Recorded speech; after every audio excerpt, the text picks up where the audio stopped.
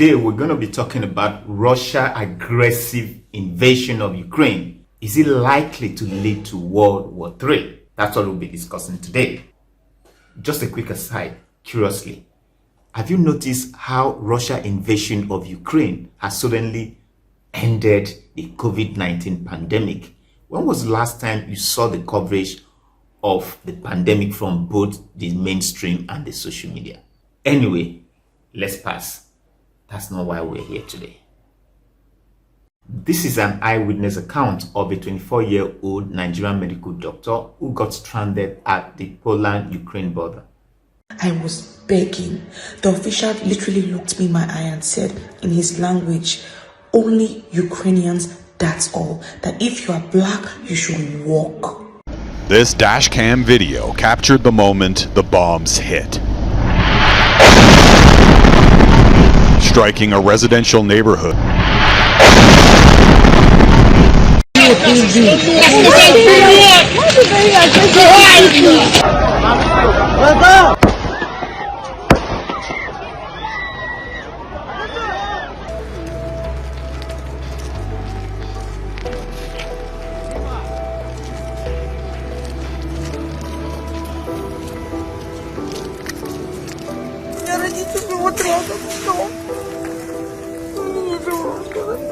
Это кошмар какой-то, как так можно?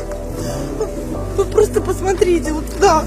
Жилые дома, у меня тут подруга. In this North Ukrainian city, Только что жилой дом просто прилетело. witnesses said the targets included apartment buildings and a hospital. More than 30 people were killed. This nearby school was also hit by one of around 500 rockets. President Putin has continued to justify the invasion of Ukraine for the following reasons. One, that Ukraine is becoming too independent and has continued to enjoy political stability and has had 8 years of uninterrupted democracy. And I ask, why would this anger Russia? Two, anger that President Zelensky is destroying their shared history by removing Russian language from the media, businesses, and education. I thought Ukraine was an independent country, so why dictating for them? Three, that Ukraine has continued to receive support in terms of military training and hardware from the US, its perceived political enemy. And Putin fears if this is not checked, Ukraine might forcefully take back the two separatist regions recently recognized by him as independent countries. And now Putin is demanding that NATO should stop its expansion into Eastern Europe or the former countries of the then Soviet Union. And NATO must also not have any military collaboration with them. The Emperor Putin talking about tyranny. We are living in real hell. I could never imagine that something like that can happen in 21st century. The Pentagon says the Russians have launched more than 480 missiles since the invasion began. Today, President Biden accused the Russian forces of firing on civilians indiscriminately. To President Putin, I think I have to talk with Putin. The world has to talk with Putin because there are no other ways to stop this war. That's why I have to. Now, when the First World War broke out in 1914, it was seen as one of the bloodiest wars in modern history that caused about 20 million deaths. And then they said, never again. And never again in 1939, it happened yet again, causing about 60 million deaths. After which it was said, never again. And here we are again, dealing with Russia's aggressive invasion of Ukraine. Is this a signal of World War III? Welcome to my channel, Shanice Digest. Welcome on board my new subscribers, while I continue to appreciate my returning subscribers. This is the channel where we get to speak out and say it as it is. World War II was a war of necessity, but if Russia attacks Ukraine, it will be a war of choice, and the US will defend every inch of NATO territory with the full force of American nuclear power. That's what President Biden said. And President Putin responded, NATO united potential and that of Russia are incomparable. Russian nuclear power is superior. Is this war about a show off of military might?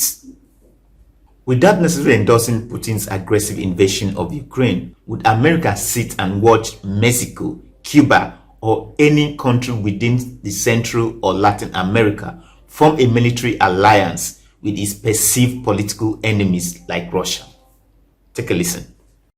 Mr. President, Vladimir Putin may be a liar and a demagogue, but it is hypocritical for the United States to insist that we, as a nation, do not accept the principle of spheres of influence. The United States has the right, according to the United States, to intervene against any country that might threaten our alleged interests. That's United States policy.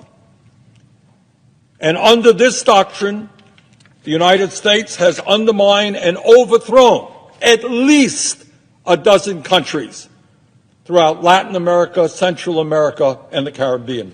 To national security, we said it is unacceptable for a hostile country to have a significant military presence 90 miles away from our shore. And I want people to think about this.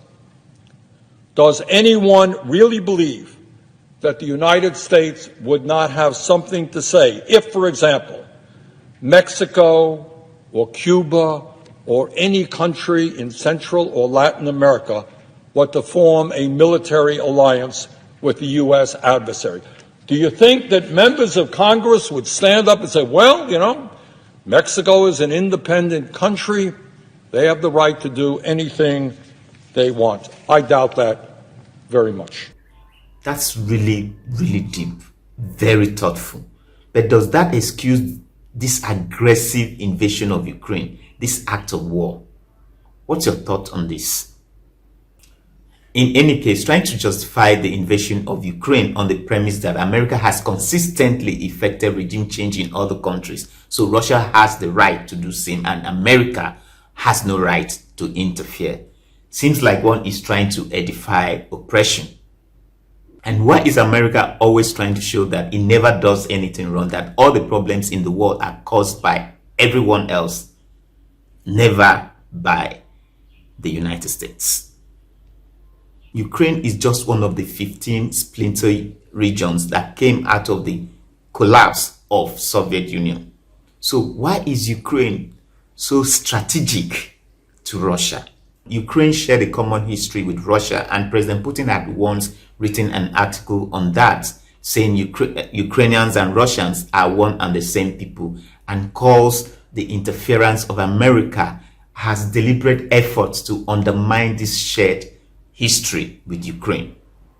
If you check the map of the Russian Empire, the then Soviet Union, Ukraine and Russia were part of the same country. Both occupied strategic, economic, and security interests for the empire. Ukraine served as a buffer state for industrial base for weaponry, but after the fall of Soviet Union in 1991, it became an independent state, and that was how Russia lost Ukraine. Putin feared Ukraine could be used by the West to form a strategic alliance against Russia's interests, as was reflected in the president's statement when he signed a decree to formally recognize the independence of two separatist regions in eastern Ukraine and calling Ukrainian sovereignty as a mistake. Take a listen. He goes through, he openly questioned Ukrainian sovereignty, basically described it as a historical mistake. America fears that Russia annexation of Crimea and now Ukraine is Russia's plan to control the world. I thought America was the police of the world. Do I sense supremacy fight here? Just asking. As America continues to support Ukraine, this has emboldened Ukraine to dare Russia, a superpower. So why is American troop not already in Ukraine with all the devastation that is going on? Because as at last check, over 100 people are said to have died. Given an Article 5 guarantee and incorporating Ukraine into NATO with the full assurance that in the event of Russia's invasion or any other country, that NATO nuclear might will be brought in to defend Ukraine. So why is this not happening? But now Ukraine seems to be on its own because American troops are not even seen in Ukraine. So what is holding American troops from going to Ukraine in defense? Could this be another messy foreign policy just like the one they had in Iraq, Afghanistan, Libya? Even the no-flight zone request by President Zelensky, NATO has turned it down, saying it is not their fight. And President Putin keeps saying that the war is going according to plan. So it does seem like Ukraine is on its own. As long as there's economic and security consideration, Russia is likely not to back down. And this basic mindset by the West that Russia can be crippled economically wouldn't make Putin budge, because he already knows that all kinds of economic sanctions will be thrown at them. And Russia is fully prepared to absorb these shocks. So what's America and NATO waiting for? You have incorporated Ukraine into NATO with a full guarantee that if under attack by Russia, the full nuclear power of the West will be unleashed on Russia. So what are they waiting for? Why are we not seeing this? You think Russia did not know that economic sanctions will be used to force its hand to back down or quit?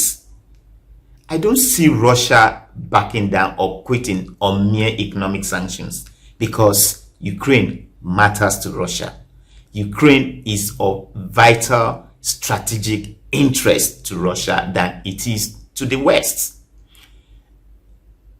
Ukraine is not of vital strategic importance to America, otherwise by now American troops should have been in Ukraine fighting alongside Ukrainians. So do you see America eventually sending its troops to Ukraine? And can this invasion lead to World War III? Share your thoughts here with me. As I sign off, I leave you with this food for thoughts. According to the late poet J.P. Clark, in one of his poems, The Casualties, when he was writing about the Nigerian Civil War, he said, "We are all casualties, whether the living, the dead, the traumatized, the innocent, those that didn't even know anything in the matter. War is an evil wind that blows one no good. Wars have no winners. Everybody loses. So let's embrace peace and not war." That will be all for today. Thank you for finding the time to watch my video. If you like this video, please do give it a thumbs up. Click on that notification bell so that you get to be notified whenever I upload a new video. Leave your comment down below and do not forget to subscribe to this channel. Stay super awesome until I come your way pretty soon.